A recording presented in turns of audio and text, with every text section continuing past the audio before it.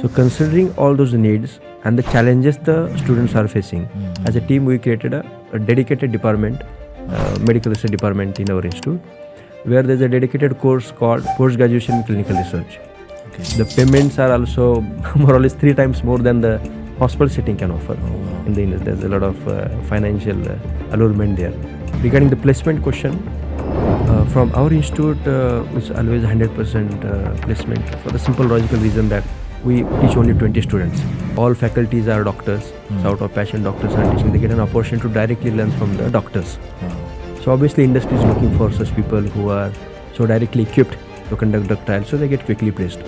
What your department is contributing to the world? Heart blockages without any angioplasty, stenting, bypass can be reversed. That in all these 3 cases which we have implemented, those who completed 6 months treatment, the blockage of 60% has reversed to 0%.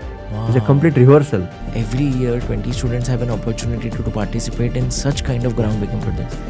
Imagine that students' gratification that when the integrated therapy actually comes in market, that student will know that I was one of the people who was contributing to this. Wow. So this is a big message to our audience watching, that what it holds for students who can actually take up this course and go into this field. Wow, amazing. 1% clinical trials are successful. 99% trials are failed, where they had this in-house projects on Parkinson disease, on administration of stem cells. And to some extent it may be successful, but they are almost behind the bar today. They didn't follow the process. Okay. The treatment may be effective, but there has to be a process, Right. to ensure that the patients are not used as a guinea pig. Greetings friends, today we are honored to have Dr. Vijaykumar Gauli as a guest in our podcast. He's the second guest in our podcast series where we are taking medical podcast, but this is a very different and a special one. He's not one of your regular doctors because he is more into clinical research and bringing out groundbreaking research from India, which probably the globe will soon follow. Into this podcast, as you saw in the trailer, we talk about so many research, such fantabulous research that they are doing, which is going to change medical field forever. And India is doing this, and he's one of the pioneers spearheading and leading into this stream. So just to introduce him in a very crisp manner, his achievements and accolades are plenty, but I'll just share few of them. So after passing out from the prestigious Nair Hospital and TNMC Medical College in 2004, from 2005 to 2008, he joined Jaslok Hospital as a clinical research fellow, where right from that initial period, he contributed to such research where they made drugs like cephanamides for Parkinson's disease, which are today commercially available. So he was involved in formulating that drug at that time and testing it on patients. Immediately after that, from 2009 to 2018, he was the pioneer and the head of Kokilaben Research Department and Academic Department, the famous Kokilaben Hospital, Andheri West, where again he did groundbreaking research on multiple trials and molecules and techniques. And after that, with that rich experience, inspired by personal and spiritual interest, he joined and pioneered the same department in Bhaktivedanta Hospital and Research Institute, Mira Road, where I would say the and Research Institute part is a big contribution from him and some of his seniors. So he started heading that department. Besides that, he's the medical superintendent, Centers of Excellence in Bhaktivedanta Hospital as well. And this is just one of the aspects he does. In Bhaktivedanta, he also runs a big 15-month course for clinical research students who enroll in the course, get 3 months of 10 hourly on a daily basis training, and then 1 year of hands-on experience into the latest clinical projects sponsored by pharma companies as well as investigator-initiated trials. Besides this, the government has given him so many accreditations. His institute, the Bhaktivedanta Research Department, is one of the few NABH, the only second NABH accredited institute of the country as a department. Besides that, he now has become an NABH assessor, where he has assessed more than 3,200 institutes, whether they are qualified enough to get a NABH accredited department. Besides this, he is traveling all over the world. He has traveled across 12 countries like Malaysia, Singapore, Thailand, where he is sharing his experience, groundbreaking research, and also training people into this stream. one of the scientists from Ministry of Science and Technology, Government of India, invited him as a guest speaker to speak about this groundbreaking research. Times of India has invited him to speak about clinical research and its implication into modern healthcare. So his accolades can go on and on, but rather than introducing him, I have given everything in the description. Let us meet the person in front of us and let us start the podcast so that we hear more from him rather than about him. So good morning, sir. Good morning. All of us have heard your introduction and we know of your accolades, and we are honored to have you today for our second podcast of our series that we have recently started. So right at the offset, sir, many people, many students, many graduates want to know about this amazing field, clinical research. What is the scope for a general student? Let's say the student is not a medical personnel, not an MBBS student, but what is the scope that they have if they take up this course? And when they move out of this course, what is the placement guarantee and what is the kind of job they will be doing? So overall, what is the scope, broad scope of someone doing a clinical research course or entering this field, so that we would directly like to know from you? So first of all, thank you, Dr. Gaurav, for having me here in your studio. This is very relevant question which you are asking. So the people who are graduating from science area, let's say BSc, MSc, another is the pharma background, B.Pharm, M.Pharm, the nursing and paramedical, and the last one be the medicos. So these are the people who are qualified to enter into the clinical research industry. Okay. This is one of the best career path these people could actually choose. Now what happens here is that most of the people are not aware of the field, what exactly clinical industry is all about. It's a beautiful field. In COVID, I think probably people started understanding what exactly the field is all about. There are a lot of videos, people were at home, there's nothing to do. So a lot of people got some information about it. But I think what I feel here is that this is a good opportunity for me also to pass on information to people of the country and whoever would be watching this particular video.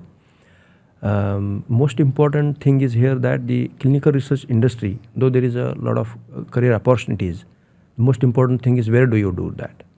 So a lot of people, what they do is, since there are career opportunities, a global field, and there's a lot of hype. So people, as you said, that the people who are just passed out, the students of the college, so where they can go is they go to Google. Then they search there, okay, what are the best clinical research institutes in, let's say, Mumbai or India, abroad. That's how people get the first-hand information. And since there is a lot of scope, people have realized it. A lot of people have opened their own institutes.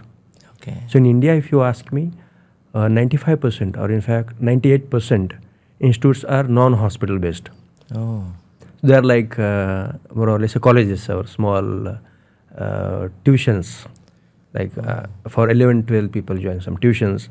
So similarly, for clinical research also, people go for similar kind of activities, similar kind of courses. And 98% courses are driven by such institutes.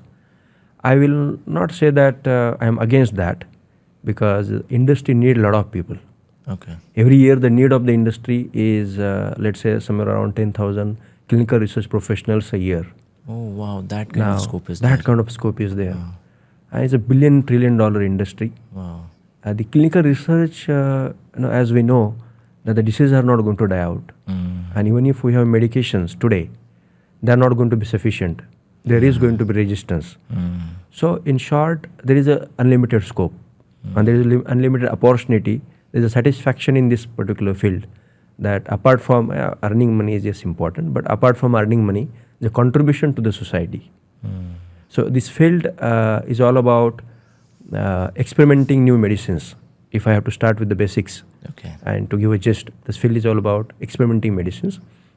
To give a brief example, let's say that nowadays everybody knows Calpol, everybody knows Crocin.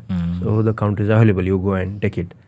But there's a lot of homework done bringing the Crocin on the table, on the pharmacy, over the counter. So that particular activity, what happens behind the door is, in simple words, clinical research industry. So there are two aspects here. One is the proper clinical drug trials. That's what is the clinical research tree stands for. Another is the medical research, that we can speak a little later. But to particularly answering to your question particularly, the clinical research industry, what happens here is that The pharmaceutical companies, they would manufacture. Okay. Technically, they are called sponsors. They manufacture medicines, and a journey is very long for medication. We just saw example of, let's say, crocin. So the journey, the crocin has gone through a journey of 15 years, and then it is now available for the people. Oh, so it's a before huge, being commercially available, you mean crocin was tested in these clinical trials or this kind of workflow for 15 years before it could be commercially available as an effective and safe drug? That's the journey people are aware. It's not quickly like the other products manufactured in the factory and quickly available. It's not like that. So what happens, the first stage is the something called as a non-clinical experiments and a clinical experiments. Okay. In the non-clinical, as the word says, the experiments on animals, we are aware. Yeah. So animal testing is done, and now we are aware that this particular, let's say, crocin is safe for the animals, Okay. but not necessarily for the humans. Okay. But in the animal testing, at least we know that. Then the molecule moves to its second journey, the clinical phase. Okay. Even the clinical phase, we don't directly start on the patients. Okay. We don't want the people, let's say, who are having fever, we don't recruit them and start giving crocin and see whether it is effective or not. First, we want to see whether the humans are accepting this new external molecule. So in the clinical phase 1 would be on a voluntary normal people.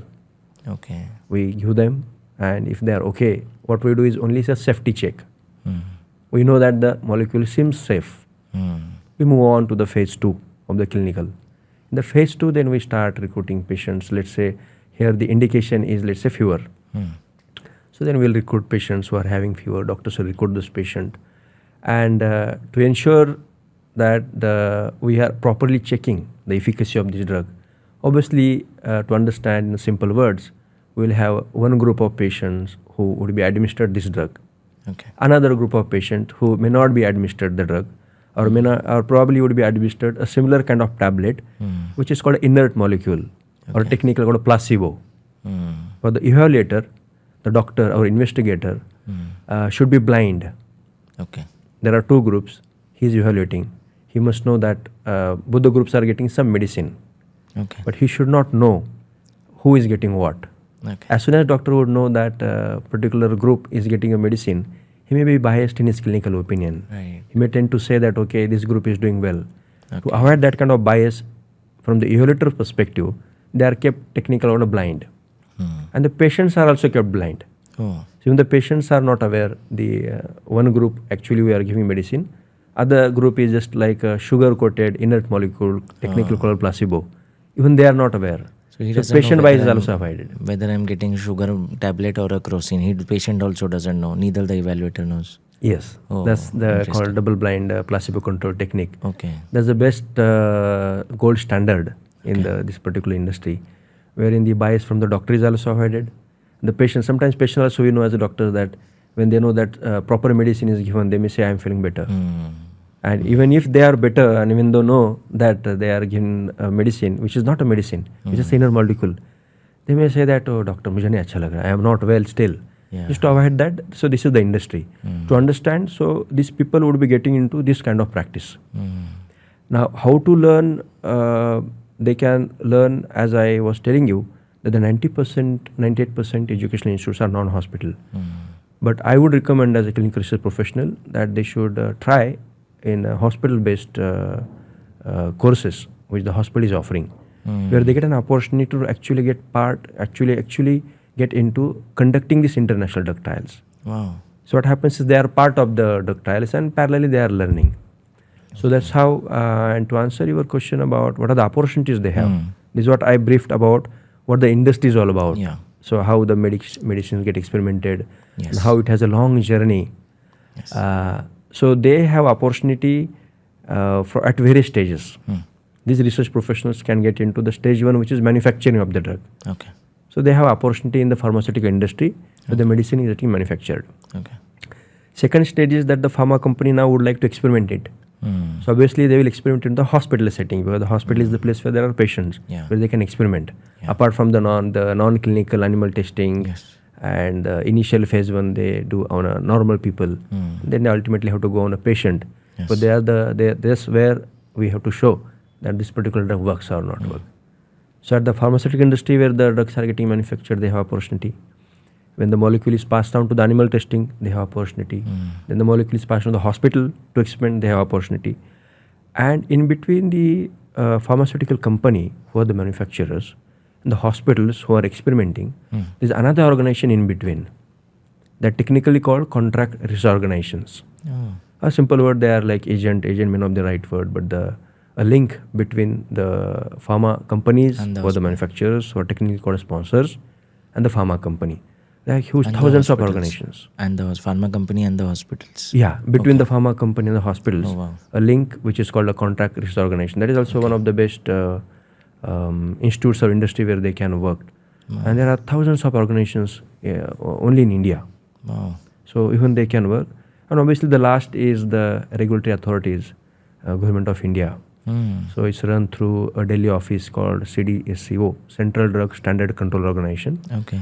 under Health Ministry. And the person who runs is Drug Controller General of India. So they have the opportunity there also, where it gets regulated from that office.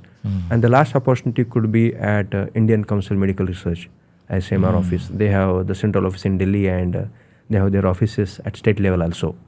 So right from the pharmaceutical company to the hospital to the organization which joins the pharmaceutical company and the hospital, technically called contract research organization.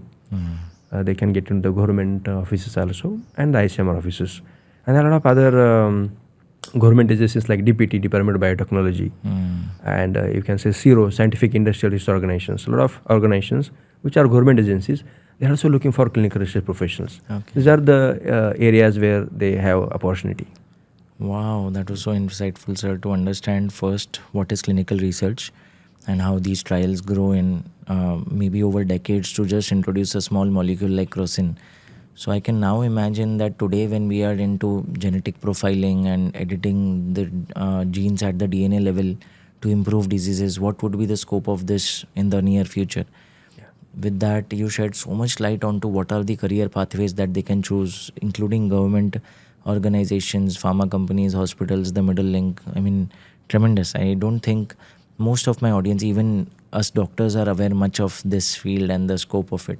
So super insightful. But so now switching to a thing, I have always, for many people who don't know, we have been alumnus to the same institute.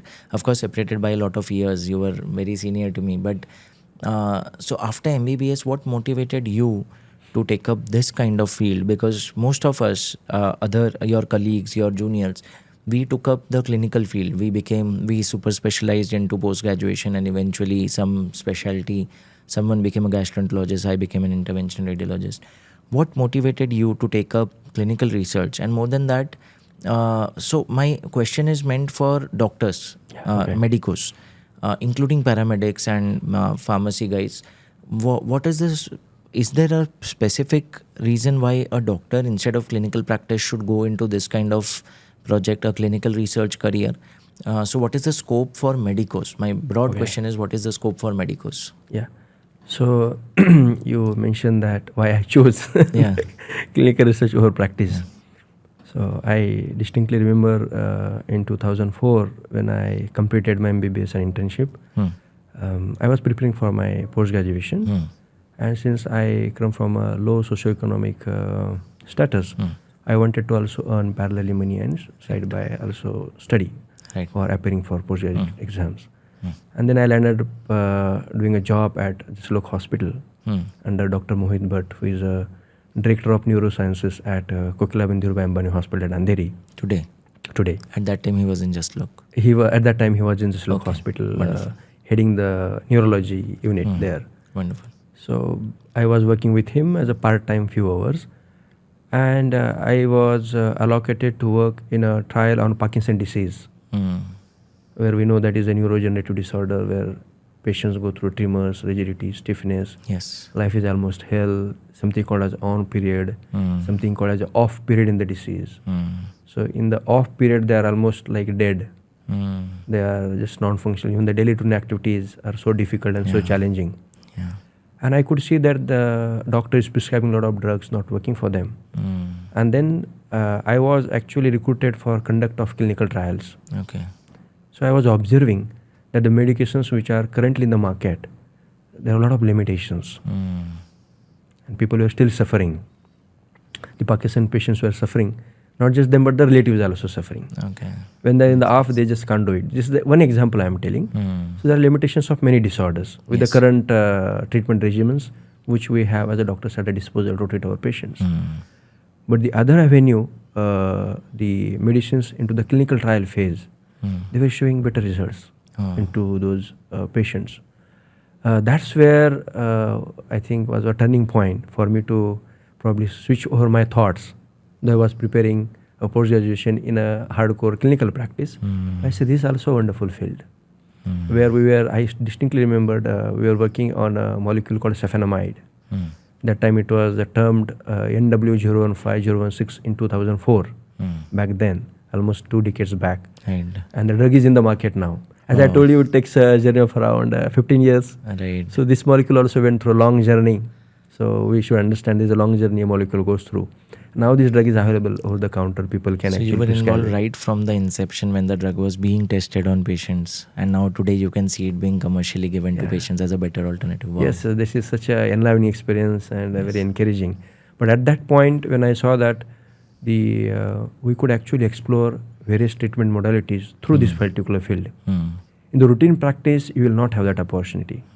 As a medical practitioner, legally you are liable to practice only those medications which are indicated for those particular respective diseases, and they are being approved by Government of India. Right.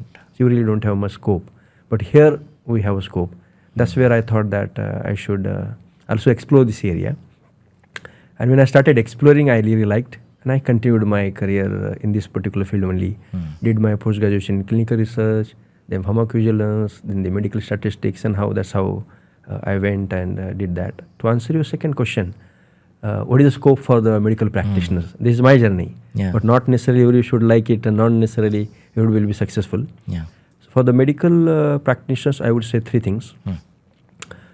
One is that they can still continue the practice as doctors in their clinics and can still be part of this industry, technically called principal investigators or co-investigators, where they can run trials in their clinic. However, they may not be fully equipped to understand the medical legal aspects.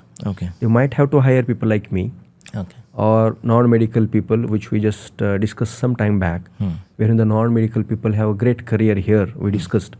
So those people, though non-medical, they will know the nitty-gritties, all medical legal aspects of running a clinical trial. He may need that assistance. Right. So point number 1, they could be in the clinic and still be a part of the industry.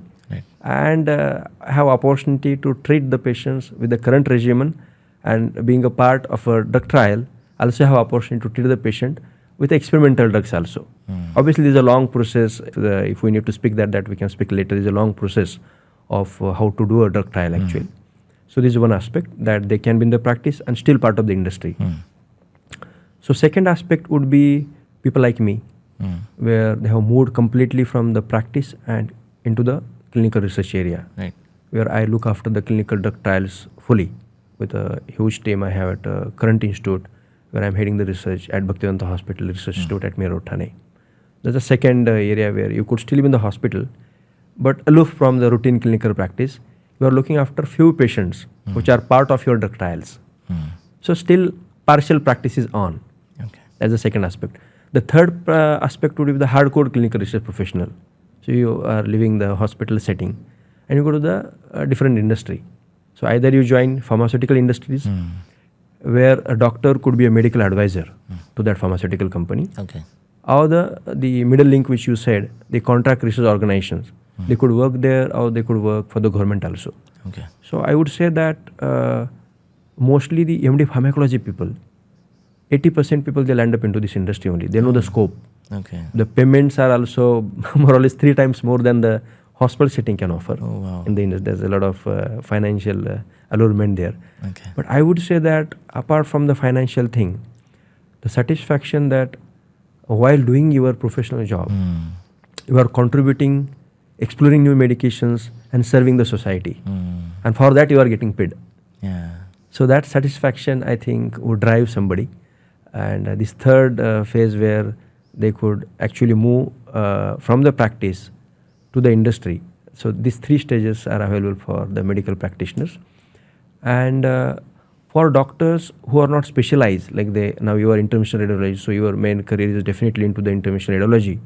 But if you see for doctors like MBBS, BHMS, BDS, they may start their practice, but that may not be satisfactory in the today's area with a lot of reference, a lot of malpractice, cut practice. This is a reality. That's we cannot shy away. Agreed. So that may not be very satisfactory. For such people, I would 100% advise that if possible, and if they have a passion, they should not shift just because their practice is not good. They should have the passion for the research, and it's a great career opportunity for them also. If you see in the hospital setting, can an MBBS doctor be a director of the institute? Not possible. No.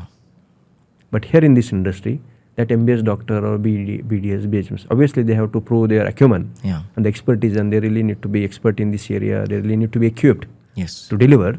If that is the case, then there is sky is the limit. And if we see in the most of the pharmaceutical companies, the irony is that they are headed by non-medical people. You see, and most of the pharmaceutical industries, CROs, should be headed by the doctors. Right. They will do more justice. So I'm sorry for all those non-medical people who are heading. They are doing a great job. I'm just saying that having a medical professional at that place would add value to those organizations. Ultimately, would add value to the development of nation. So they have a great opportunity to lead these organizations, and the organization is waiting for these doctors. Please come and start leading. That's how it is. Wow, sir. So I never thought in these terms. I mean, now that I hear your journey, where you have the you have the understanding. I mean, to put it in my perspective, if I move out as a doctor, I am forced by law to use a particular medications which are approved in these trials. Even if I know that they are limited and the patient might still suffer, they have their side effects, but I cannot go beyond those medications which are approved. Yes. But as a clinical trial specialist, you are there to challenge these medications, to say, can I get a better alternative? Can I get a newer medication which has better efficacy but lesser side effects? And you contribute to that medicine being tried, tested, and eventually maybe within 15 to 20 years come as a commercial alternative, so that the doctors who were forced to use a particular set of medications can now shift to these newer alternatives and give a better overall patient satisfaction, right? That's very true, yes. Wow. So that's amazing. I mean, never thought of it in this sense. I always wondered, why would a doctor who is just completed MBBS or any medico move out and choose this as a career path? Why not continue his own medical practice? But now I see that this is actually further gratifying and path breaking. You can, instead of following the norms, you actually challenge the norms and bring out better alternatives for all the doctors to use, not only that person. So now I see when you say that this has a lot of satisfaction in terms of contribution to society and overall medical care, it makes sense. And the last perspective, where a medico or a doctor should lead such organizations which are into decision making and research, that even further makes sense, because no one better than a doctor would understand the challenges that we face daily in the clinics, and so they can work on that particular pharmaceutical product rather than a product which may get more revenue or which may be apparently appealing in terms of cosmetics or aesthetics, but not really solving the deep core medical issues. Correct. So amazing, sir. I mean, this is flabbergasting to hear the scope of medical research. I don't think anybody ever could share. I mean, I never personally heard or got aware of this kind of perspective about medical research or clinical research. So, sir, amazing. I mean, now from that perspective, knowing what clinical research overall does and what is the scope, I would specifically want to know about your hospital, your institute.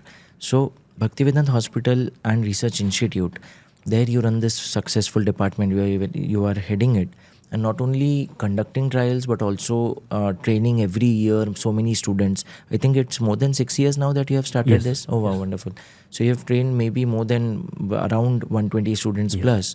So what is the SOP of your department? We would like to know how it runs for clinical trials, and also besides that, what do students learn when they come? So are they fully involved in each project, or do they get some theory lectures and some understanding of what's going on? Correct. So please shed some light on the institutional department of yours, and what are the SOPs? What do you do there? Correct. So in the hospital settings, what happens is that the reason why many hospitals are not very keen to start a clinical research program in their campus is, I think, financial viability. Okay. Where we need a space, we need classrooms. Instead, the management may prefer to have inpatient beds. There is a more revenue. Right. And that's where I think the industry is suffering. Yeah. So the institutes like Bhaktivedanta Hospital and Research Institute, they have come forward as a contribution to the society at the cost of maybe financials going down, because they have to, if you come to Bhaktivedanta Hospital on the third floor, entire wing is offered for the research. Oh, wow. But they do understand the importance of the contributions, and I hope that the other hospitals will also understand. So apart from the clinical research professional, I am also NABH assessor for clinical trial accreditation for these committees, where I travel across the country, and my job is to audit or assess those hospitals where government wants me to go. Right. So I was traveling across the country since last 6 years now, and must have audited more than 30 hospitals by now. I have realized and understood the need of the student. So when they become a clinical research professional and go to the industry, they are not very confident. Like suppose we are doctors, and let's see that we get a degree in a classroom teaching, and we don't see a single patient. Right. So what kind of doctor we would be? And we will be confident in sitting our practice whenever there is a patient walking into the room. We will not be. We will be ashamed. I am not a doctor. We know I am not a doctor. So there is a similar situation in our field also, where the clinical research prospective candidates, which we discussed already, the science background, the pharma background, the medical, non-medical, the paramedical background, these students, when they do the clinical research from the non-hospital setting industry, they find it very difficult. But they have never seen a patient. They have never seen a clinical drug trial. So considering all those needs and the challenges the students are facing, I created, and I was involved as a part of a team. As a team, we created a dedicated department, medical research department in our institute, where there's a dedicated course called Post-Graduation in Clinical Research. Okay. It's a 15 months program for these prospective candidates, where the first 3 months is teaching various regulations, SOPs, teaching research methodology, equipping them to do drug trial themselves, and also to support doctors. Okay. So this is what we do in the first 3 months. The latter 12 months is very interesting, where this particular institute is serving the society since last 25 years. And we have started department more than a decade now, the clinical research, where mostly the international companies are approaching us, considering they have looked at our department, where the department has all necessary regulatory accreditations. This is the department, when the NABH, we know that the NABH is a standard quality, national accreditation standard quality for the hospital settings. Yeah. So there is NABH for the hospitals, and there is also NABH for the clinical research program, which people are not much aware. Yeah. The hospital which is NABH accredited, not necessarily a research department is accredited. Oh. You need a research department separately accredited. Okay. So when the government started this program, our institute was the second in the country who got accredited by the NABH for the clinical research. And we are also registered with the Drug Control Journal of India, apart from the NABH. So these accreditations are in place. So there's a lot of clinical drug trials which are going on. So what we do is, post the first 3 months of initial theoretical understanding, then they get an opportunity where we certify that, okay, now the first 3 months training is imparted, and this is in-house every day 10 hours training. Oh. They are fully sufficiently trained. And then they are allocated into international drug trials, Okay. where they assist the in-house consultants in conduct of these drug trials. Now, since they themselves are conducting, so it becomes very easy for them to relate the theory which they have understood. Oh. And it is very important that they learn all the aspects. Because here, you are administrating a drug where you really don't know whether this is a medicine or poison. It is to that extent. Right. You are administering, sometimes it is in the first time in the human being. And you are party to that discovery. So they are very happy that they have a molecule in hand which the common people will know maybe 10 years down the line. Right. And they can actually witness the development. Not necessarily all molecules will be successful, but when we see that the patients are doing better, clinical outcomes are better, it's very gratifying. Right. So when they are part of the whole process, right from the selection of the patient, along obviously under the supervision of the treating doctor, and then administrating those various, it could be oral or intravenous, subcute, whatever route is, They are part of that. And then they are part of analyzing the outcomes also. They do all those activities, technically termed patient-related activities. Apart from that, then reporting all these findings to the pharmaceutical companies, which are the sponsors. Reporting all this information to the government authorities. This could be a good thing, bad thing. A lot of challenges will come. Since the new drug is an experimental drug, there would be something called a serious adverse event. Reporting that to the central government authorities, reporting that to the local regulatory authorities, technically called ethics committees. So under one roof, we have subsections in the department. One is the clinical trial unit, where these people get exposure of conduct of a clinical trial under the supervision of trained doctors who have experience of more than 2 decades. That's one unit. Second unit is ethics committees, the local regulatory authorities. Third unit is biomedical and health research unit, which are in-house projects in the hospital. So we have more than 100 in-house projects running at any point of time. So that kind of huge volume of work is happening. So they get opportunity to work in this area also. And obviously the accreditation department is there. So under one roof, getting exposure of all varieties. And when they are part of a drug trial, they get audited monthly by the pharmaceutical companies, obviously, because they are the ones who have invested so much money. They would like to see that the drug trials are running as per the local regulatory norms and as per their norms also. They come and audit these people who are students. In our course, we have both kinds of students, medical also and non-medical also. So they get an opportunity to interact with the industry experts there and there as part of the course. So industry is auditing them and telling them, okay, this is what they expect. So now they know, even before entering into the industry, what are the expectations of the industry from them. This is how the whole program of 15 months run. And they are not very worried about the jobs. Because the people who generally offer the jobs, they are coming there, auditing them, giving them suggestions, feedback. Apart from the feedback from me and my team, they are also getting the extra inputs from the industry experts also. So this beautiful journey of getting certified as a clinical research professional in a hospital setting equips them more. They are more confident in comparison to those organizations where there may be only theory classes. So they are trying their level best because the industry needs more people. So whatever in their capacity, they can only offer classroom courses, so they are offering that. And then once they complete the classroom courses in the other non-hospital organizations, then they really need hands-on experience. Then they try to approach various hospitals. But in the crunch of time, it's difficult for the students to accommodate. Then they land up in a half-hearted clinical research professional. That's a painful area, and that's the area I think I would like to address. That's the reason we created this setting where simultaneously they are taught the theory aspects and also they are engaged into the actual conduct of international drug trials. So I will say that that's how this particular department differs from offering the clinical research course with respect to the other organizations who are also offering the clinical research course.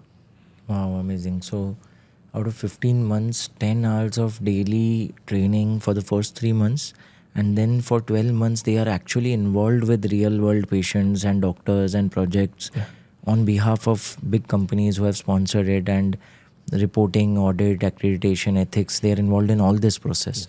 Wow. So actually now it makes sense that sometimes doctors from private institutes where the patient workload is not high, they have not seen patients, but they go out into the real world with their degrees, but they are confused compared to a doctor who has seen volume of patients, treated them, got training. So the same analogy maybe these, I can now understand a student coming out of this course in Bhakti Vedanta, what kind of equippedness he will feel when going out and contributing. So wow. So when you talked about placements and guidance that you people or external experts give them, so what is the placement? I mean, now you have done over 120 students maybe.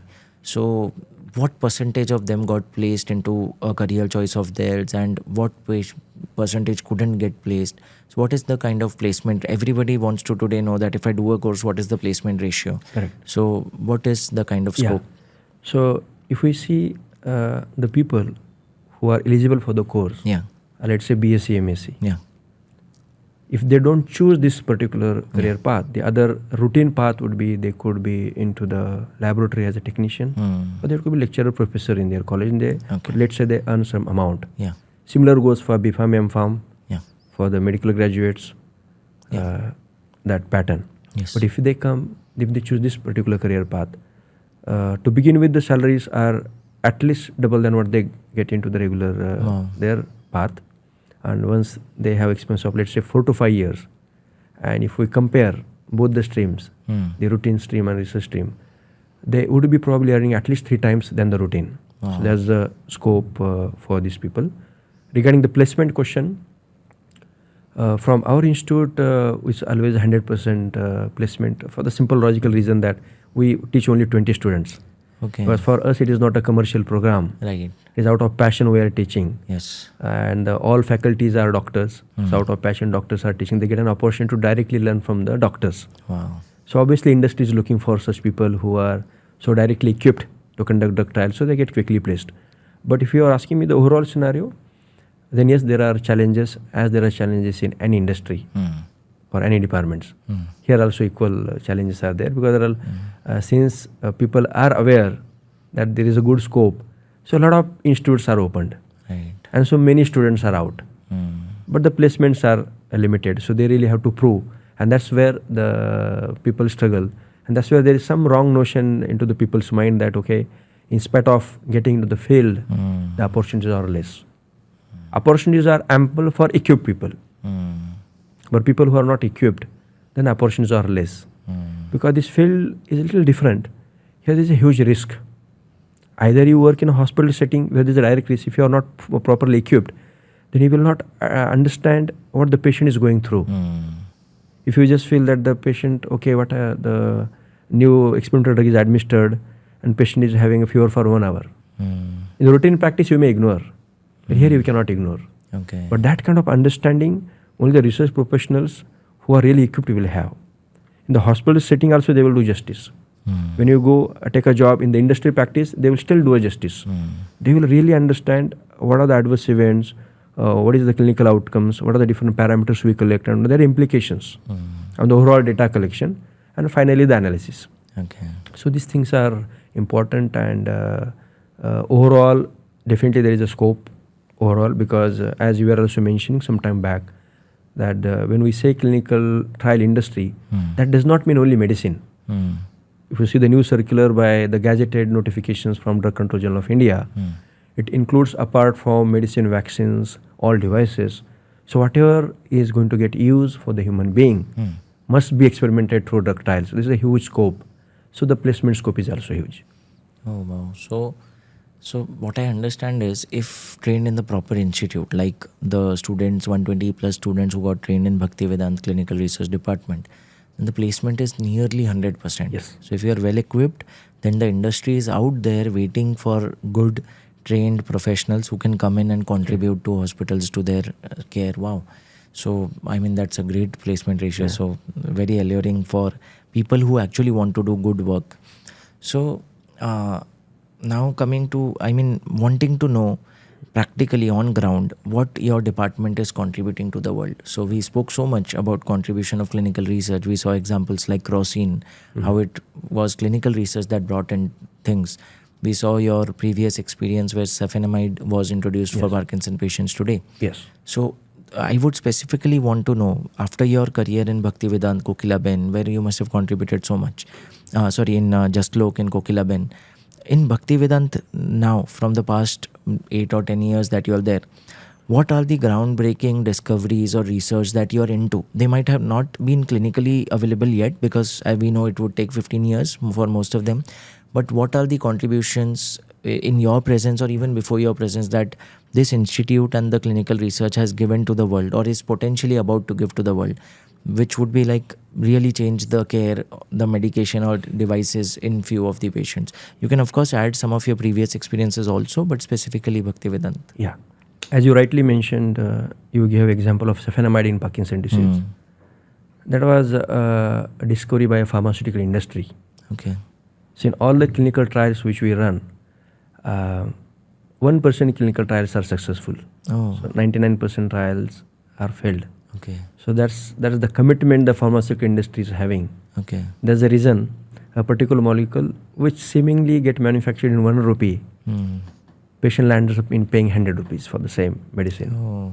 The reason is this. A lot of cost because is involved. to make that one molecule successful, 99 have already failed. Oh. Cost has to be recovered from the molecule which is successful. Yeah. And if we don't promote pharmaceutical industry to explore more and more medicines, the humanity will suffer otherwise. If you see example of tuberculosis, if you see the example 3 decades back, probably somebody is having tuberculosis, we know somebody is going to die. But hardly somebody dies today because of tuberculosis. That's just the example. So similarly, innovations are very important and they can happen through medical research only. To answer your questions about what are the innovations I have seen, so I was just saying that the innovations which are happening through clinical drug trials, they are more or less commercial because the molecules are brought in by the pharmaceutical industry. When we say medical research in the hospital, there are 2 aspects of it. One aspect, which we just spoke, example of cephanomide, which is the drug trial happening in the hospital, but the protocol is designed by the pharmaceutical company. Right. That is one aspect. I would like to speak on the another aspect, which is the second aspect, which is equally important, which are the hospital-initiated projects, or technically called investigator-initiated projects, Okay. where I was also stating that the doctors have the opportunity to be part of the industry while being there in the clinic. This is the area now I would be speaking. Okay. To tell you example, in the COVID-19, our Ayurvedic department, headed by Dr. Nana Sahib Memon and his entire team, they were trying to explore what better can be done for the society. Obviously, we know that we don't want to name the drugs into the COVID. That's the area which is very gray area, and this is not the right place to speak. Where the WHO recommendations of WHO, recommendation ICMR, some drugs were stated, and after a year, when the drugs were administered for the COVID-19 patient, after a year or 2 years, we realized that they were not helpful. Right. That was the situation. Yeah. So in that situation, which everybody was so fearful, including the doctors, we started exploring something new, something cost-effective, and from our ancient science, which Ayurveda, homeopathy, we could get some molecules from those science. I'm not able to disclose the names for the confidentiality purpose. That's fine. So we started some molecules from the Ayurveda. We combined those molecules, got it manufactured quickly, and obviously we wanted to do a proper experiment. So we got approvals from ICMR. We got our studies placed in Clinical Trial Register of India, and the local ethics committees which were registered with the Department of Health Research under ICMR. All those approvals in place, and we did a clinical trial in our hospital on COVID-19 patients. Okay. So we had 2 groups. One is the regular care, which was seemingly approved by the government. The another group, the additional care. Apart from that, the additional care, which we had designed our own molecule. Okay. We compared these 2 groups, and we did experiment on 142 patients with 2 groups. And there were successful results, and we approached Ayush Ministry. So 71 in each group? Yeah, 71 in each group, Wow. and we got very good result in terms of improvement in the cough, breathlessness. The patient didn't have the test in the COVID-19. So bringing back their test, and once the test is back, they could have good food, the nutrition, and good immunity. So we published that paper, and then we approached Ayush Ministry that we would like to bring this molecule as a commercial thing on a very low cost where people can afford. Yes. But they said that no, you need to do similar experiments in the government setup also. Okay. Then we approached the government authorities in Palghar, and we got their approvals also in place in a month quickly. We proposed our plans, and they said it's a good plan. You have a good molecule in hand, which is safe molecule for COVID-19 patient. Yeah. And everybody at that period was just looking for some opportunities, some molecules which can help the patients. We got the approvals, and we did a clinical trial in those institutes. My team used to go, including me, on 244 patients. Wow. Again, 2 groups. One group the regular care, another group regular care plus our medicine. We used to go to the ICU, select the patient there. The entire team used to go, and we had a lot of resistance from our family also that you were getting to the ICU. It's so risk, but it was so thrilling. Yes. It was so thrilling to be going there, taking that huge risk, speaking to the patient, taking their consent, because doing a proper clinical trial conduct involves active voluntary participation from the patient. They need to know that they are part of experiment, Right. and they should voluntarily participate. Right. So we did all that, and all this work is now published in 4 international journals. Wow. So then we got the permission, and the molecule was available. People, lakhs and lakhs of people took the advantage. That is one of the groundbreaking project. If you ask me what are things ongoing, so there are many ongoing I can list, but to share one example, Yeah. there is a new concept called integrated medicine, Hmm. which is getting popular in India, which is Yeah. already popular in the Western countries, Yes. where we are trying to look for whatever is available in different pathies, can we offer to that patient? Hmm. At Bhaktivedanta, and not just Bhaktivedanta, but many institutes are practicing that now. The integrated medicine concept meaning that the different pathies come together. Hmm. Allopathy, Ayurveda, naturopathy, homeopathy. The set of doctors are sitting and examining one patient. Oh, So interesting. then they locate, okay, what is the issue with this patient? And then every pathy will say, okay, I can contribute this much to this particular disorder. Let's say it's a chronic, not getting treated, patient is suffering. The people sit together and offer something which is a combo of different pathies together. Patient is getting at one consultation. Yeah. But then we realize that we are doing one-to-one, we are treating some patients, but how that can be extrapolated worldwide? Hmm. That is possible only through clinical trial. Hmm. So the in-house doctors, then they decided, they set a protocol and they chose certain disorders. Right. To give example of coronary artery disease. Hmm. So you know that in coronary artery disease, there is a qualification Hmm. and patient has technical atherosclerosis and they get chest pain and then the treatment is very costly. So for we are talking about any patient who has a blockage in the blood vessel supplying the heart. Yeah. So for those patients were the subjects whom you tested the integrated medicine on. That's right. Wow. So we wrote the protocol, got it approved to the local ethics committees, Yeah. got it registered with the government, Yeah. with the permission, with the proper content offering to the patient that this is what the protocol is all about. When they are okay, this is very scientific protocol where it is divided into 3 phases. Every 2 months the admission of the drug differs as per the need of that particular disorder. Okay. So they start with the drugs which are anti-inflammatory for few weeks, then antioxidative in nature, then the chelating agents. So this combo, and currently we have 4 cases, is intermittently we checked, and you'll be so happy to know that in all these 3 cases which we have intermittently, those who completed 6 months treatment, Yeah. the blockage of 60% has reversed to 0%. It's a Wow. complete reversal. So at this point, I'm not making a statement that this is the 100% proof. Yeah. I'm just sharing the results. And these are not good enough results. We have 60 patients to be enrolled, 30 in each group. Yeah. So we have the results of these 3 now. So this almost like a reversal of calcification, which can be achieved, is a groundbreaking thing. Yeah. So I may not able to reveal you the exact molecules at the moment, Of course. but maybe you can call me again after a year, and then I would be able to tell you the results of all 60 patients. And then we will publish, and we are not hiding anything. We will publish and we will tell the world that, okay, look, this is the combination which is available. Please try and help your patient. This is one of the projects. There are many, in fact, we are working on.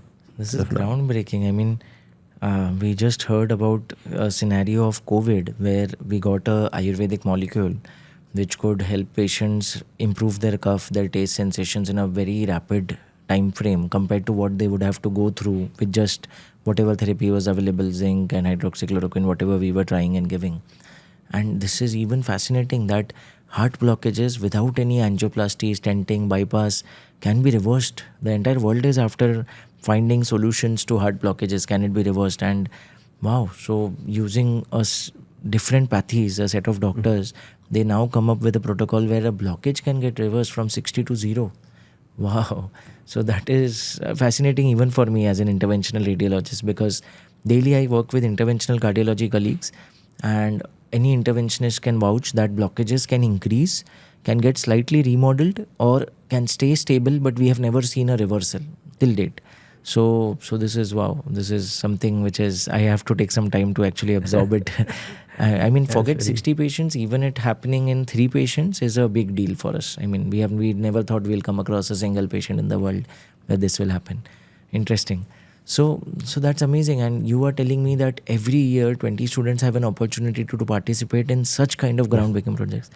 Imagine that students' gratification that when the integrated therapy actually comes in market, that student will know that I was one of the people who was contributing to this. Wow. So this is a big message to our audience watching, that what it holds for students who can actually take up this course and go into this field. Wow, amazing. So sir, now I want to know 2 things. this would be a slight technical part of this podcast, but why not? If someone wants to come into this, they should probably understand the working of this mode of the how research goes.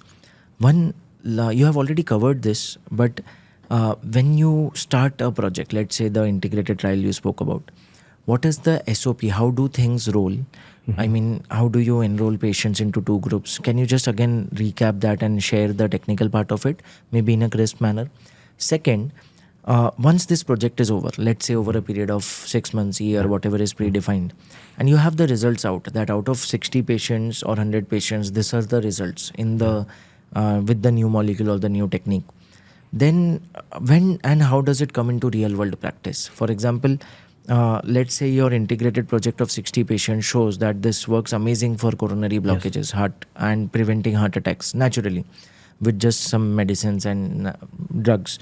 Now, once the data is out, can you start selling that as a commercially available kit, or can you just publish and say that, okay, this is available, start it? Or is there a process for, because I mean, while it is very exciting, it's also scary. People can, start saying that, okay, we did research in our institute and this works. Yeah. But how can that be validated? How can that come into, how can other authorities or other institutes replicate it or confirm that it is true? Yes. And when does it come into real world practice? So what is these 2 parts? Please share some light on it. Yeah. So I think it's a very interesting question. So as you may be aware that some time back in this Mumbai city itself, there were certain institutes which will not name for a reason, where they had this in-house projects on Parkinson's disease, on administration of stem cells. And to some extent it may be successful, but they are almost behind the bar today. They didn't follow the process. Okay. The treatment may be effective, but there has to be a process, Right. to ensure that the patients are not used as a guinea pig. Okay. To answer your first part, what are the nitty-gritties of conducting such kind of studies, and later on then I will answer how the whole process is something technical as a translational research from research to routine practice. So here, conduct of clinical trial is not that difficult, where we certainly want to have eligible participants for this particular research project. It is no more a routine practice. It's a trial, it's certainly experiment, where there are certain inclusion criterias, exclusion criterias. A team goes through properly when the patients are walking to their OPDs. Doctor and the research support team is there. And once they feel that the particular patient is eligible, then there is something called as a consent process. It is not the consent which routinely we do as doctors. It's a very simple consent we take. But it is a huge consent which ranges from 10 pages to 80 pages. It's almost like agreement. So where the patient is fully aware of the entire protocol, the side effects, the potential benefits, and what happens if the drug works, whether how long he will continue getting that. So all that information is shared. And in certain situations where there are certain criteria where the government mandates audio video recording also. So all that is in place. Once the consent is done, we have an eligible patient, then you administer a particular innovative drug. And obviously we have groups, and the doctor doesn't have authority to allocate a particular patient to a particular group. The technique is technically called randomization technique, where the chart is already prepared. Whoever walking in which particular patient goes in which group is not decided by the doctor. Otherwise, doctor would put maybe seemingly good patient into his arm where he is inclined to. Results would be biased. The patient should get grouped unbiasedly. So that system is in place. That's like standard systems. So now we have taken a consent. We have checked the eligibility. Our patient is eligible. Patient is into the either group. And the administration of the drug has started. This is visit 1. And then we follow up whatever visits as per the protocol. So now we have the investigations prior to administration. We have set up investigation post administration. So we have good chance of comparing objectively to all the patients. So this is how the whole clinical trial gets conducted. Immaterial whether it is a hospital project or commercially driven pharmaceutical project. This is how the conduct is done. Now your question about as soon as project is complete, we directly sell. So answer is no. There are 2 aspects to the whole situation. So when we say clinical trial, there are 2 aspects. One is a clinical trial by pharmaceutical company, where For that matter, the law of the land says that for any clinical trial, you need permission of Drug Control General of India. Okay. But that's not going to be easy process. Oh. That's a tedious process, obviously. Approaching the Delhi office and who's looking into the pharmaceutical industry, the drug aspect, is a tedious process. What government has come up with the new guidelines in 2019, which are called New Drug Clinical Trial Rules, NDCT. Okay. These guidelines, unfortunately, most of the doctors in our country are also not aware. They must be aware, in fact. They are for them. Okay. Government has particularly stated that we would like to promote our doctors doing more and more research. Oh. That's how we will stand apart globally. Otherwise, what we are doing today, we always follow the standard norms and the data which is set by the Western countries, which is good. But that may be more suitable, relevant for their people. Our people may have different demand and need. And as the doctors of the country, we need to understand that and work on it. To solve this particular puzzle and to ensure that the doctors are promoted, they can do the drug trials easily, government has come up with a new thing which is called academic clinical trial. Okay. The government says that for clinical trial by the pharmaceutical companies, they have to follow the whole set of protocol. Non-clinical, clinical, various phases and all that they have to follow. For doctors, it would be difficult to do all that. So there is a concession. Okay. Doctors can do the same vigorous clinical trial which pharma companies are doing, but they need not go to the Drug Control General of India. Okay. They just have to simply approach the local ethics committee, which is approved by the Drug Control General of India. They write a project to them that this is what, in this case, the integrated medicine project which we just discussed. So they go to the ethics committee, say that, okay, this is a new drug which we would like to launch and offer to our patient for so and so indication. We would like to do a trial. That local ethics committee permission is good enough for a doctor to start the clinical trial. Oh, wonderful. With a simple clause that this particular results cannot be utilized for a commercial purpose. Okay. This drug cannot be launched for a commercial purpose. Okay. The results are only to explore a new medicine by a doctor. That's called an investigator-initiated trial. Okay. Now we have two scenarios here. One is the trial by the pharmaceutical company and trial by a doctor. And the process of launching the medicine are different in both the situations. Now we'll speak the clinical drug trial first. In the clinical drug trial by the pharmaceutical company, even if you complete your phase 1, phase 2, phase 3, which takes, let's say, around a decade to complete. 10 years almost. 10 years almost. You have completed all your phases. Now you go to the government and say that, okay, sir, these are the results across the country, across the globe. Generally, these trials are global, where you have, let's say, 20, 30 sites in India, and some other 20 countries are involved, and around 600 sites and thousands of patients. This is a scenario general for all drug trials. You have to submit the data to the respective regulatory authorities of respective countries. And they may permit you to quickly launch the drug with the condition of conducting one more trial, which is called a post-marketing trial or phase 4 trial, to gather a little more data, because now the first time the drug is now available for the doctors to prescribe freehand. Till these phases, it was a restricted setting. Right. It was only for the eligible participants, eligible patients.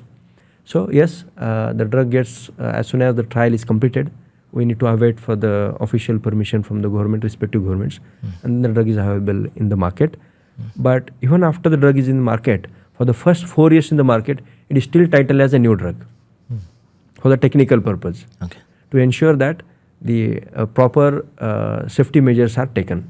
That's the process for the part 1, where the trials are by pharmaceutical company. Now let's understand the part 2, which are the trials by the doctors, technically called academic clinical trials, where the government is promoting, where they have agreed, the doctors have agreed that they will not utilize this for commercial reason.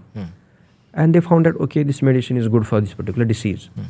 Then either they approach the Drug Control General of India Delhi office themselves, or they hire an agency. But they have to run the same molecule through different phase trials. Like the pharma company. The pharma. They have to again shift to that level. And once they complete the entire process, then the drug can be launched. But for the initial period where, let's say for this condition, we are doing on the 60 patients, so we can do for 60 patients under this legal norm of a technically called academic clinical trial. We did that. We prescribed to our patient. But even after continuing to prescribe in our own institute, we might have to go through the whole stringent process again, which is good, which is required, and this has to be done. So that's how the process happens. The last aspect I would like to highlight is that the concept called post-trial access, particularly more relevant to the trials by the pharmaceutical companies and industries, where once we complete a trial, drug may not be quickly available. Okay.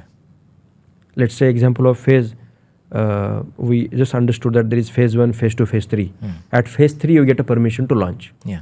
But if you're at a phase 2, and let's say that the many patients, let's say take example of a cancer. Cancer patient got improved a lot, and phase 2 trial, which may run for 6 months to 1 year, is over. What do patient do now? He really got help, he really got benefited. Now, what to do? So there's a concept called post-trial access. Okay. In our institute and in most of the institutes, generally this is the norm, where we ensure through a clinical trial agreement, before trial start, there is an agreement between the parties, between the company and the hospital administrative authorities, where we have a clause called post-trial access. That means that when the drug has helped the patient, the pharmaceutical industry is legally liable to provide that particular drug to the patient free of cost till drug is marketed in India. Oh, wow. So patient enjoys that benefit. It may be 10 years, whatever the time the company takes. Till that time, patient enjoys that kind of benefits, provided we have to prove to the legal authorities that this medicine has helped the patient, rule number 1. Okay. Rule number 2, there are no alternative therapies available in the country. Right. If we fulfill these 2 laws, then we can go ahead with this post-trial access, which I think a wonderful provision which is available globally. And the third aspect is something called as a open label or named patient program, wherein even if the drug trial is not ongoing in the country, doctor can still import a drug which is still in the experimental phase in any other part of the world. Okay. So through that phase called open label program or named patient program, we could import that medicine for those selected patients. Okay. So that's how the whole process of drugs undergoing the clinical trials and how they get launched and how they are available for the prescription purpose. So you mentioned that when you came out with the molecule for COVID, you published it in 4 international journals. Yeah. What was the purpose of that, and what is that process? I mean, how do you Yes. get it internationally accepted by all peers, and so what's that? Yeah. So when the team of doctors in a particular institute, they are doing a research project, Yeah. it is imperative that their colleagues across the globe should evaluate their work. They should also comment and say that yes, this work is genuine Okay. and this is going to help the patient to have better patient clinical outcomes. That process is a publication process, Okay. wherein the project is complete and then you submit to any medical journal as per their norms. All your findings you write properly, and doctors are aware how to write a original article. Yeah. And they write the white paper, submit to those publication authorities, and the paper get published. The benefit is that the benefits which we have arrived does not restrict to your hospital setting, but reaches to the whole world. All medical doctors can get benefit, and a team of doctors may have worked. In our case, we are working on 60 patients through integrated approach for CAD, coronary artery diseases.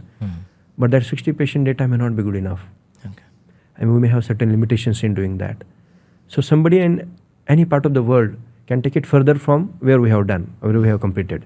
That is also one of the purpose, that one is that the people to know the work, and another purpose is that people should not just repeat the same work again and again. Right. They should take it further from their work. Okay. So the resources are optimally utilized. That's the purpose which gets served through the publication process. And you were asking about our papers, the medicine from the Ayurveda for COVID-19. Yeah. So we publish in 4 journals. The only purpose of that is should reach widely throughout the world, and patient and the practitioner should get benefited. And the basis of that only, we were invited by Ayush Ministry. Oh, wow. So I was there, Dr. Nana Saheb, and the first author of the paper was Dr. Ajay Sankhe, who is the director of Bhaktivinoda Hospital Research Institute. We wanted a clinical practitioner to contribute to the paper and to the whole concept and to the process. So he really contributed and encouraged us. So that's how these papers were published, and we were invited by the Ayush Ministry. We explained our work, and they were happy about the work. What I see is, I mean, I recently read how the Kenyan minister's daughter who got optic neuropathy, optic nerve compression because of an aneurysm, lost her vision, went to various countries, Netherlands, Australia, but couldn't get treated. She came down to India. Prime Minister Modi sir encouraged her to get treatment through Kerala Ayurvedic Institute, and she regained her vision.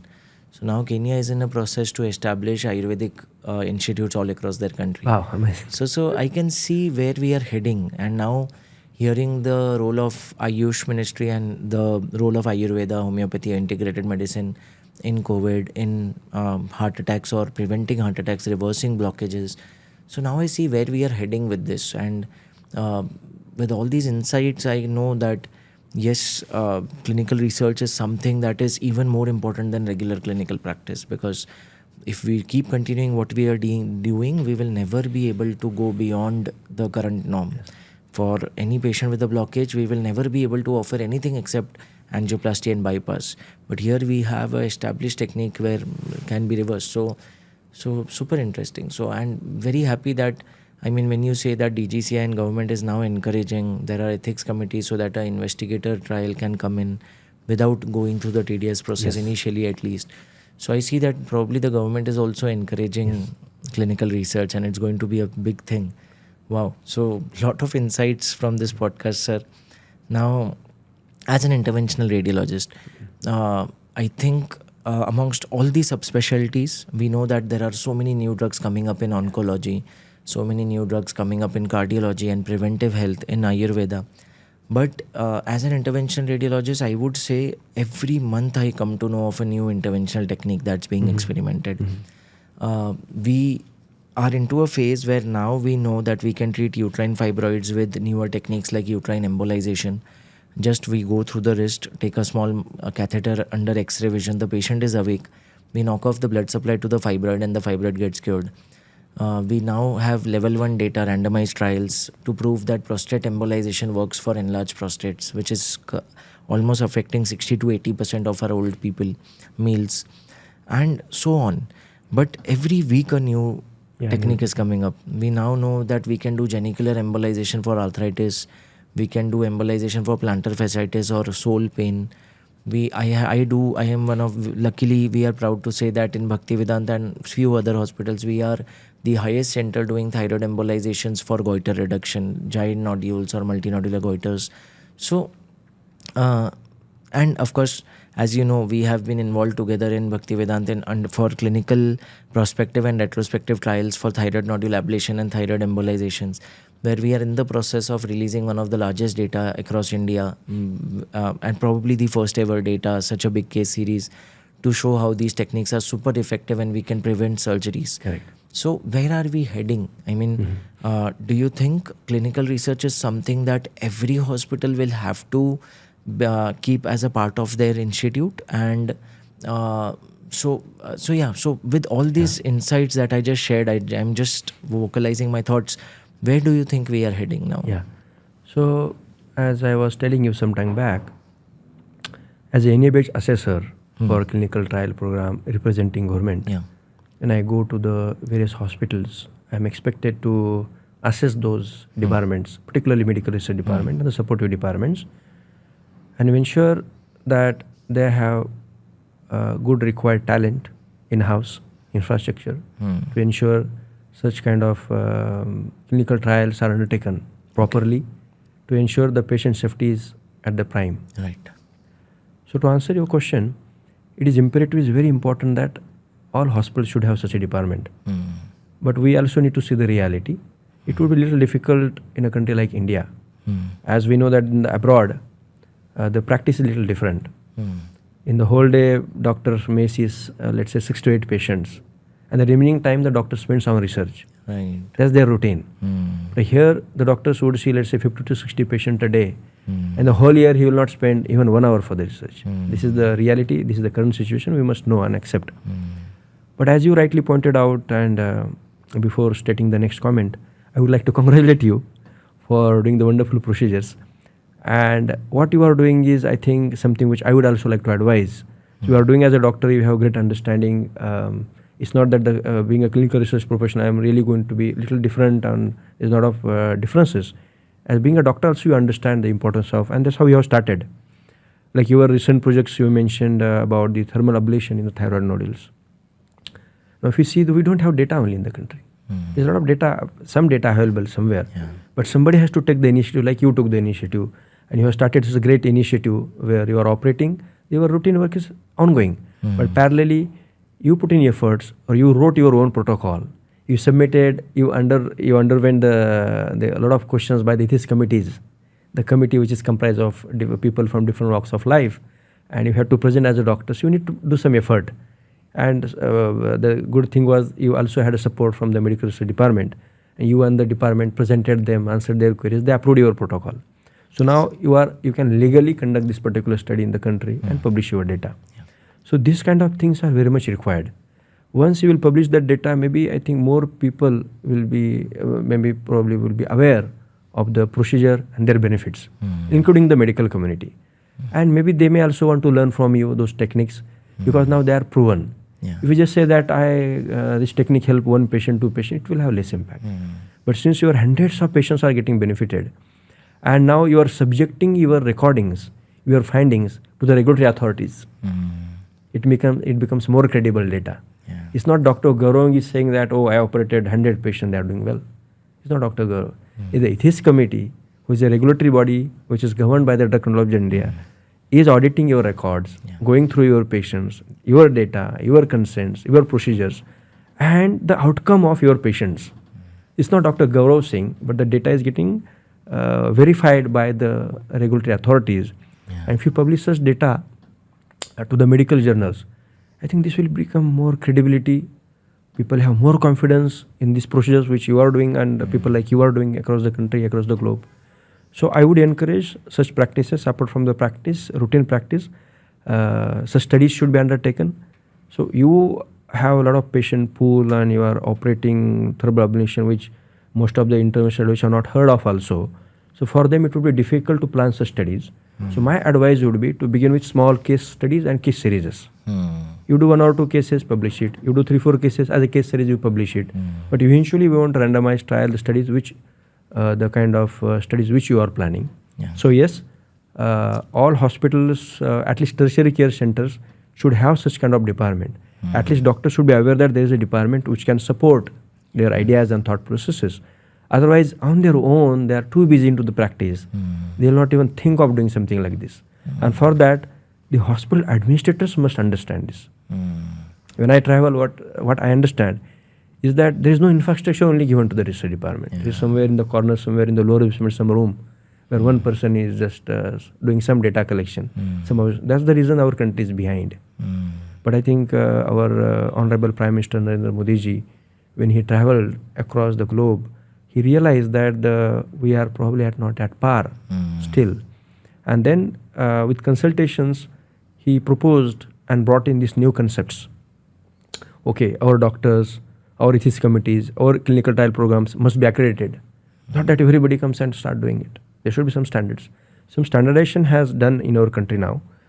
People have realized, the medical community has realized they need to do it properly. Our patients have also realized there's a lot of sensitization, education required to our population here. The wrong notion in people's mind, even today, is that we will get utilized as a guinea pig. And that is a hindrance and a block for doing research. Unlike in the other countries, the patients are also aware this is a good thing, and this is something which is in turn going to give back to them only. It's for them. So that education need to be there, one aspect. And another aspect, as you rightly said, the need of setting medical research department, at least in the key institutes in the country, should be there, and government is promoting this idea through various funds available through ICMR, DBT. Those things are there. This is a different topic we can speak at any other time. How to set up a research department, what are the requirements, and what is the support required. So all those things are also there. Wow. So I think for our viewers, while closing the podcast now, I would say for the graduates or people who are considering clinical research as a career scope, as a future career, what we have learned is, yes, it's a super, I would say, contributory field to overall humanity. And of course, there are perks of getting a good financial stability, a good job stability. I don't think ever there would be a time where the need for research will go down, or there would be a need for a company to start fighting such candidates, because they will always need it throughout, especially pharma companies, hospitals, government for that matter. Even someone looking for a stable government job has a good scope in this field. And I'm very happy that we, at least our viewers now know that Bhaktivedanta Institute is a good has such a good department, which is one of the very few that you can count on fingers departments that is NABH accredited, that is giving hands-on training for more than a year. Such amount of high intensive lectures and 10 hourly trainings on a daily basis. So amazing. I mean, I don't think there is state of art department like this, headed of course by yourself, and we all saw in your introduction your accolades and the kind of things you're contributing. Besides that, yes, there was so much into this podcast for patients that they learn that they should feel very satisfied volunteering into such kind of research projects where they are not guinea pigs. It's already time tested in amongst animals, amongst different phases, amongst in vivo studies, and only then it is being done upon them. And there are perks of this, of course, as we know that whoever the patient participates, they don't get charged for any of the drugs or techniques. And even later post trial, we saw how drugs can be imported or at least given to them free, of course. So there are perks also, but everything is done on a consent basis. Even there are audio visual consent sometimes, and the patient is aware of each and every step what is going to happen, and only after a patient consents can they be enrolled. So nothing is like a culture where a patient is forced into a clinical trial. So great message for our audience. As a closing, do you want to give any message for the young viewers who are about to graduate? So any particular message for them? I mean, of course, we have summarized a lot, but yes, still, if you, I mean, from the horse's mouth, we want to hear any message for our audience. So particularly for the graduates and postgraduates from science area, the pharmacy area, the medicals and paramedicals, including nursing, they hold a great career here. And industry is really looking for people who are worthy for these opportunities, and we already detailed discussions about when somebody would like to have such career, where they should head towards, what kind of institute, not necessarily Bhaktivedanta, but similar kind of institutes should be chosen so that they are fully equipped. And we are warmly welcoming for such people in the hospitals, in the industry, in the government sector, everywhere. You are welcome, and you will really have a fulfilling career that you are getting paid for a job which is also contributing to the society. So that's my message to the youngsters and the young minds who would like to be the clinical research professionals. And I would also like to add a message to our patients. You already beautifully summarized that the patients should not feel that they are a guinea pig into this whole process. And in 2012, there was a lot of chaos where few journalists, they had cases in the Supreme Court, where a lot of, and that has impacted even till today, 12 years now, but still the education is still less. Nobody is coming forward. But you rightly mentioned, patient must understand that the doctors will always take a decision in their interest. When there is a clinical trial, as you rightly said, doctor will ensure that this particular new drug is time tested. There are safe findings noticed in animal testing. They're further into the normal human beings, further into the small population. And at this juncture, when we know the safety profile of that investigational product, that's the time patient is invited. Since this is not, people are not aware, they still feel that, okay, the new medicine are now getting tried on me. No. The medicine has already traveled a journey of 5 to 6 years when it is getting administered to you. So a lot of good safety data is in hand, which is evaluated by the doctor. Not just by the doctor, but the team of doctors at the government level. They evaluate. Doctors evaluate, second level. Third level is a local ethics committee. Local ethics committees, which are approved by the regulatory authorities, they represent the patients. Because there the patient, the committee includes 50% people who represent the lay people, social workers and legal. So these are the members who approve. So non-medicos also. Non-medicos are approving the project. The people are not even aware. Wow. It's not that doctors, they have interest into the medical science and to grow that they will put patients. No. The research projects are also approved by representation from your own people. So that's how the patient understand that. And it's not that the drug is administered and the routine practice, then patient will come after 6 months. In the clinical trials, they will be regularly seen every week, every month. There are certain lab tests done just to ensure that nothing is going wrong. So every time they get, as you rightly mentioned, the free medications and the free investigations. Now people feel that why free? Probably there's something wrong. That's the notion in Indian minds. But it's not like that. It is the regulation, it is the law. That's the reason the pharmaceutical company cannot charge you. Okay. That's the reason you are getting free of cost. Wonderful. If you know this understanding, that before the drug is administered, it has already traveled its journey. There is enough data available, approved at various levels, looked into by various minds already, and then now you are part. Even after you are a part, you are being educated about the whole process. When you voluntarily consent, then only you are participating. In spite of that, there are regular checks every week to ensure your health is appropriate. And on top of that, in case, which is rare, but in case you need some medical management for your adverse event, that is also free of cost by the doctors. So that's the whole journey for my message to the young people, and the whole industry is centered around obviously our patients. And I thought that I should give a message to our patients. That's the reason I spoke a little bit about the patients also.